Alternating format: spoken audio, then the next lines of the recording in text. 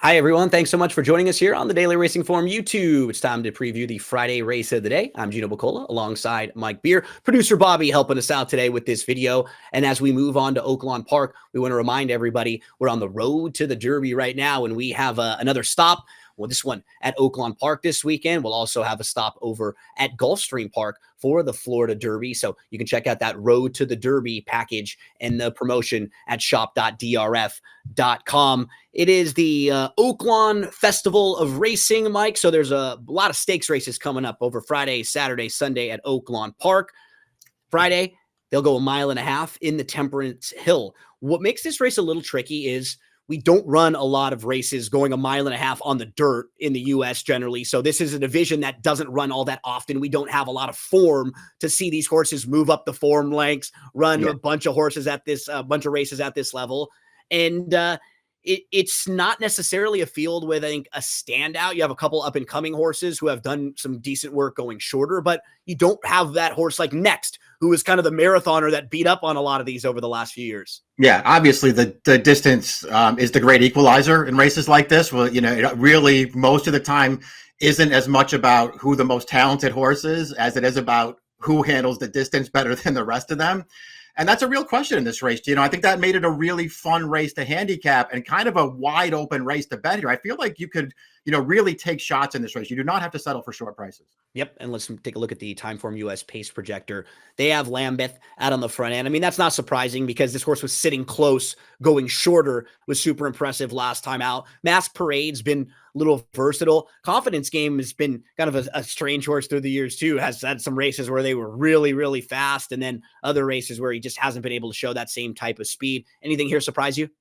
Yeah, not really. I mean, it is, you know, it's one of those races where you just sort of feel like they're probably not going to be going that fast early.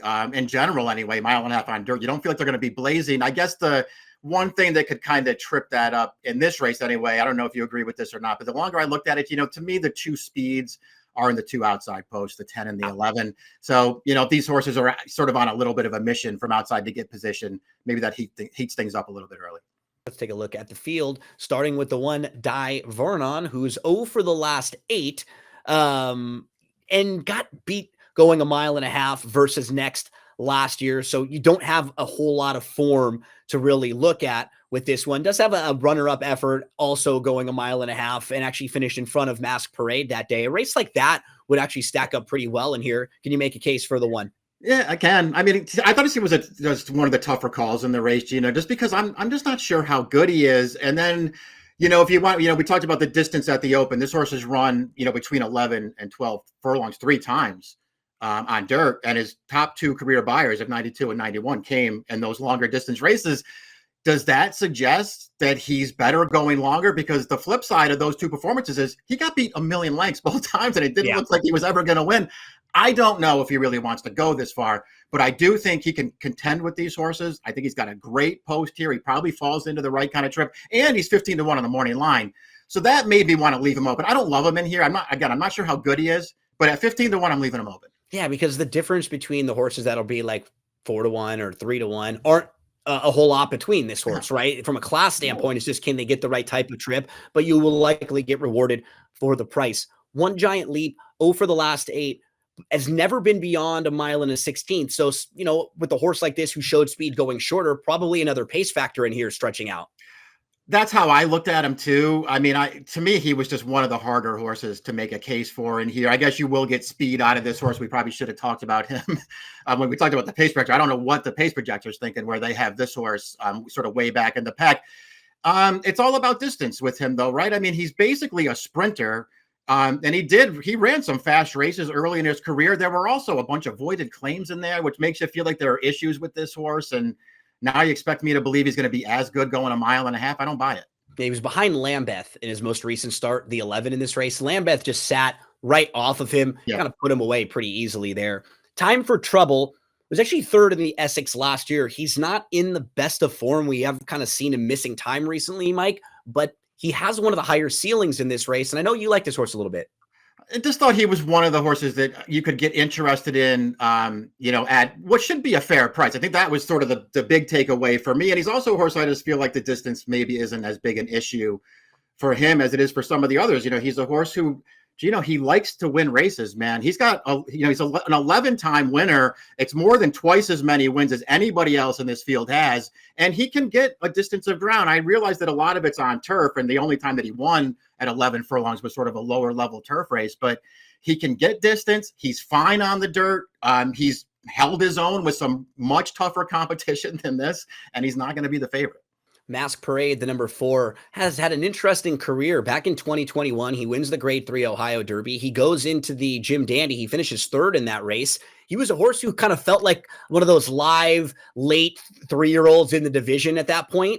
And then since then, he's just 2 for his last 20. He just really wasn't ever able to kind of take the step forward. Now, one of those wins was in this race last year, Mike. And following that, he was in this division and he had to face next in the following few races. So if you look at him, just what he's doing in these races going longer, I think he's a really good fit in here because there's no next to deal with. He was a horse who's probably one of the higher ceiling horses and was supposed to be one of the more talented horses in this field all along. Sometimes it just takes a while to find what you're best at.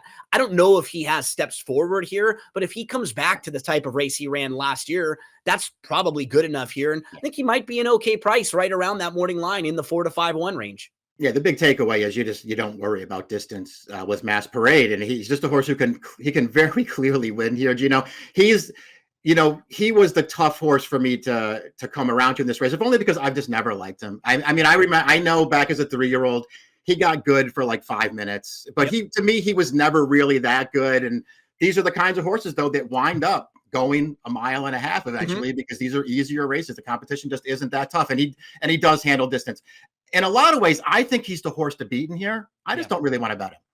Shattuck is 0 for the last 6, never been beyond 1 mile and an eighth, and got crushed last time out against 35 non-winners of 2, and just 0 early speed from this one too. So it kind of puts him behind the 8 ball and in a tough spot here. Mike, can you make a case for this guy? I mean, it was difficult for me to build a case for him. I think the only thing that made me take a second and maybe even a third look at him is that he's off the Jacobson claim here. Exactly. Jacobson can do anything with horses, especially when he takes one off of a trainer like he took this horse off of. I mean, don't be surprised if this horse really improves. I don't know if it'll be good enough going 1.5 miles. Yeah, can you see some kind of like a change in tactics, right? Do they try to get a little aggressive with a horse who's never shown speed? Game Warden to the outside ran really well last time out. He beat Mask Parade. It was his first start of the year. Hadn't raced since early November. Good start. He was 3 deep. I thought he placed pretty well. He was a little tired late, though. He's kind of all over the place in that race, and now he's going to have to go a little bit farther. And he only has 1 race in his career, Mike, beyond 1 mile and an eighth. It was going 1 mile and a quarter. So distance is kind of new to him. It's a really big question, especially when you're talking about a horse who's, he's going to be you're talking about a bunch of horses in that 3, 4, 5 to 1 range. He's going to be one of those. And so do you really want to take a short price on him? I'm not sure that I do. But if he can get this far, and it's a big if, but if he can get this far, he can beat these horses. He's got plenty of races that make him a contender in here.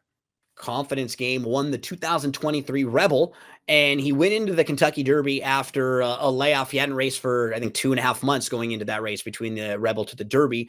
And since then, 0 for the last 12. He's only hit the board twice, and he just has the 1 race going 1.25 miles, nothing even going this far, and that was the Kentucky Derby. Can you build a case for him to turn his form around?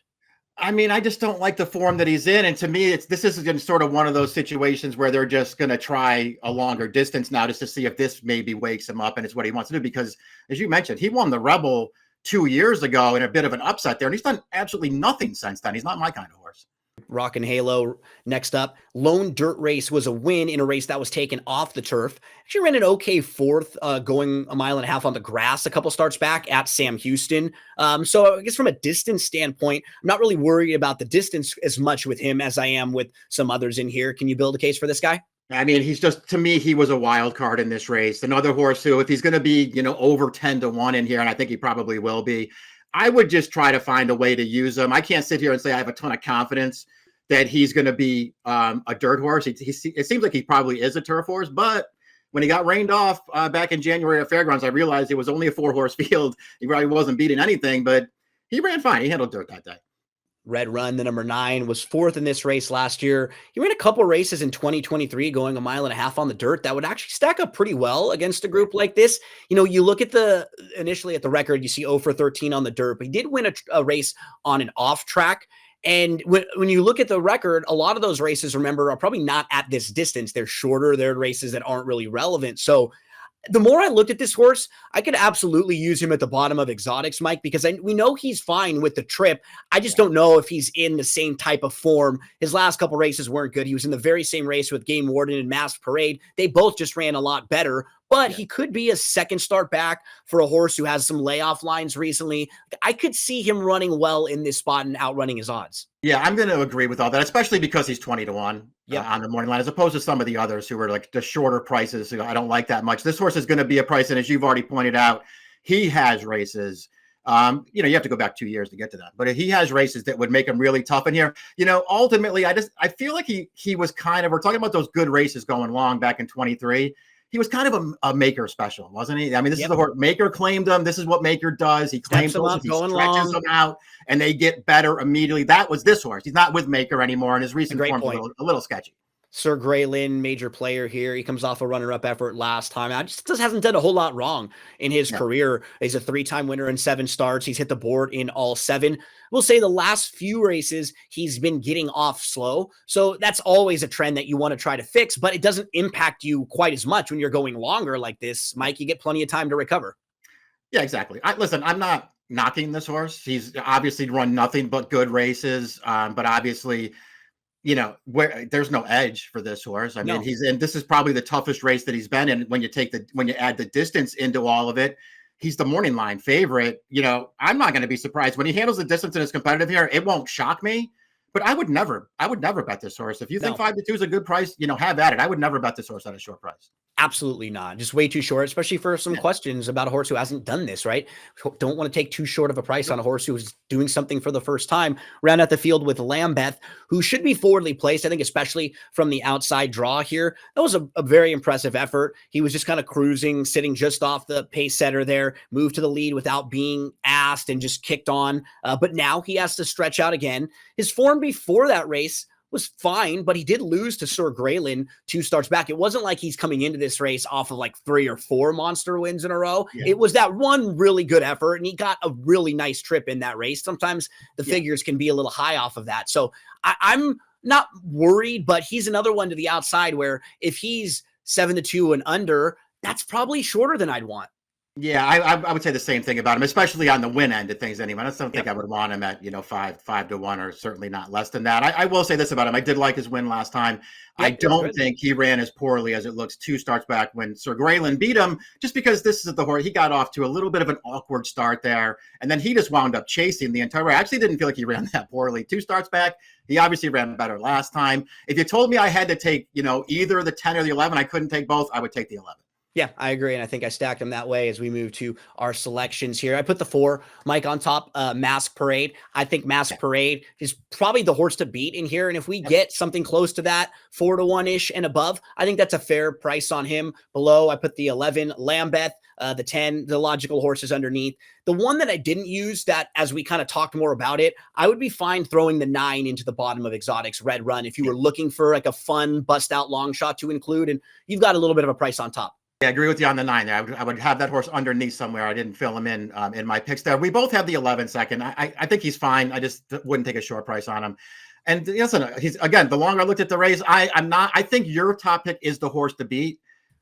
I'm not a fan. I don't really want to bet him. And he's the kind of horse I hate betting and losing money on, even though I know he can win. Time for Trouble. Likes to win races, can get this far. It's going to be a fair price in this race. It was kind of an easy call for me.